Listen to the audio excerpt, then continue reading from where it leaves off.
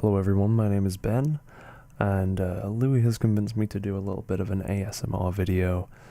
He really wanted me to give this a shot, try it out, like he's doing. I'm not going to whisper in quite the same way as him, but you know, we're going to keep it chilled out, and to start this off, I'm just gonna read out my thoughts on the game ICO for the PS2, although I did play it on the PlayStation 3 as a part of the HD remaster.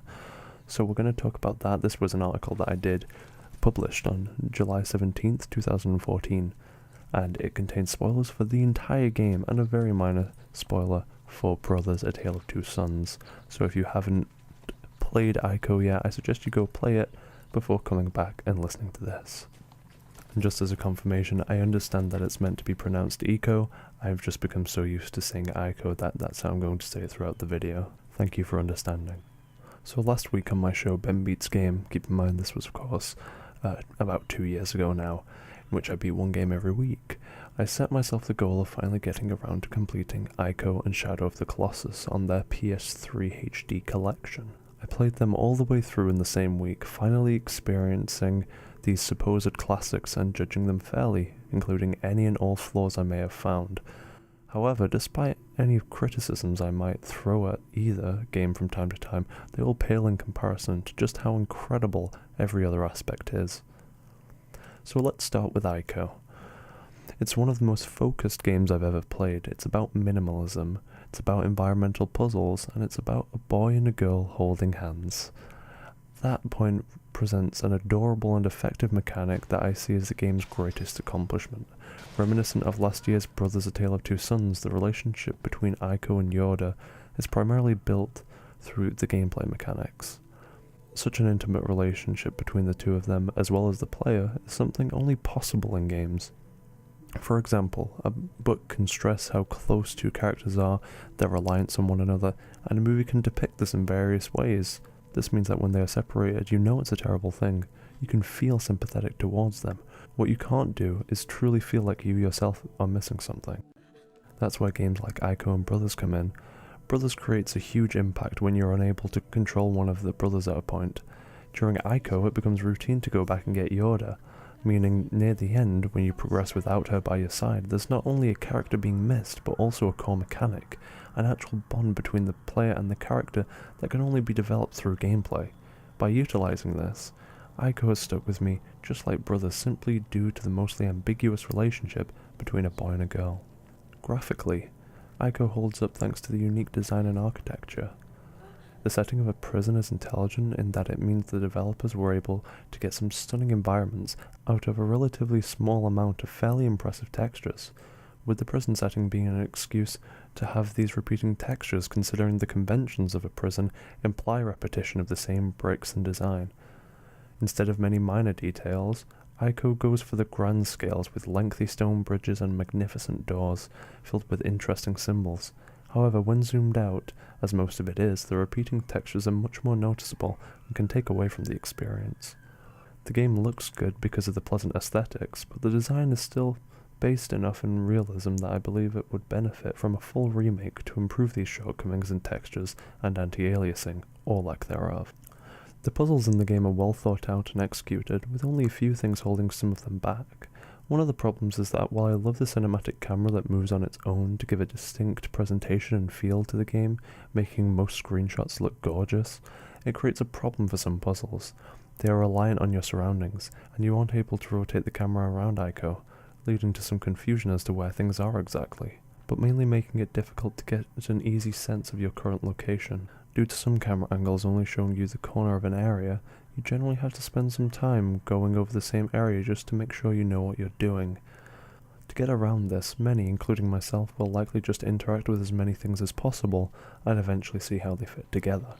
It's likely that this feeling was intentional, but doing stuff like pushing a box down to another level without knowing exactly why I was doing it made me think more about why the designers put it there, and that they wouldn't let me do this because it would mean I'd be stuck. Unfortunately, this took me out of the experience a few times, as I saw the environmental design as something constructed by designers, as they are, rather than a real place that could in fact exist. It's not necessarily an outright bad thing, and the feeling of seeing my random decisions come together can be satisfying. It just makes me feel as if I'm going through the motions quicker than other forms of design. The cycle is get to a new area, find things to interact with all of the possible things. Either the puzzle is solved or I see how to solve it. It's a more personal sentiment, but I feel looking at everything, imagining how it all comes together, then trying that out is a better experience. But restricted camera made doing this inefficient despite loving it from an aesthetic design point. Something that ICO has which is absent from Brothers is recurring combat, and it shows as time goes on to be the worst part of the game by far. I'd say ICO is primarily a puzzle platformer that focuses on utilising the environment. Then there's this combat thrown in, which, while it fits in with the story, it doesn't feel satisfying, and especially when many shadows are thrown at you, it becomes extremely repetitive. The goal of these shadows is to capture Yoda, and the fact that the player can't die means you're only worried about her, thus building the relationship and the idea that you need each other.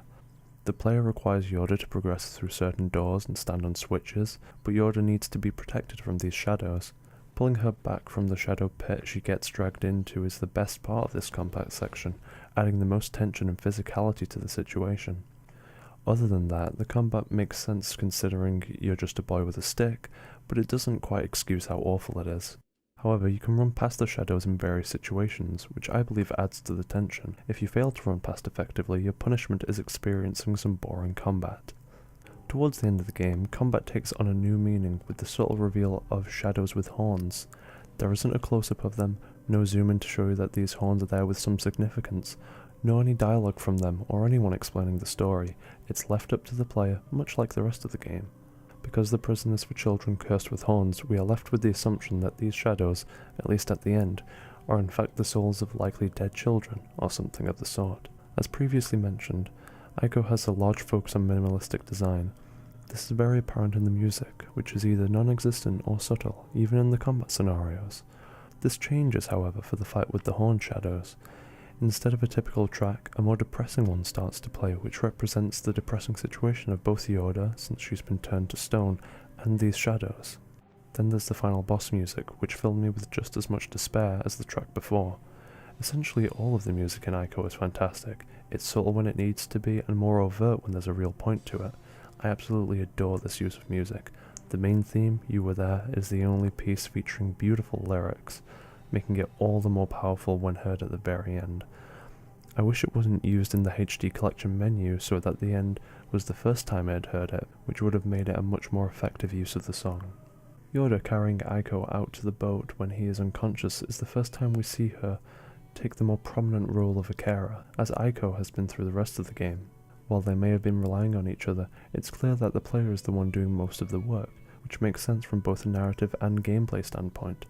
Yora appears to be fragile, and it's obvious that the player character should do more work so that a complete experience can be had. But at this final moment, Yoda returns the favour by saving Aiko and parting ways. Thanks to this finale, we are given a satisfying end to their relationship, in a cutscene that justifies its existence because of the fact that we never control Yoda and our character is incapable of being controlled at this moment. I have to commend Aiko for its sparse use of cutscenes. They are only used for truly huge events within the world and story that likely can't be achieved without developers having control over everything. I felt this was such a sad ending before the post-credits sequence. I was saddened because Aiko had risked so much just to go back and get Yoda, but instead ended up with 2 broken horns and no Yoda. This is the second part where I felt affected emotionally by their relationship and events impacting it, the first being the initial separation. The final part was in the post-credits sequence, which could have easily been another cutscene, but to engage the player, the developers give you control over Aiko wandering the beach. Eventually, you come across Yoda, washed up. This moment overwhelmed me with a great deal of happiness at their reunion. Aiko's goal had been accomplished, and Yoda had been returned to her normal state. While I would have been fine with the first ending, this very final sequence was so effective at driving home the relationship built between the characters and how much it meant to me that I can't imagine the game being quite as complete without it. So overall my thoughts on ICO are incredibly positive, and despite beating it in a single 7-hour sitting, I didn't become too fatigued at any point, a testament to how these mechanics and story intertwine to create an experience that is a joy to play from start to finish. One that I would recommend to anyone who appreciates subtlety, slow pacing, and ambiguity.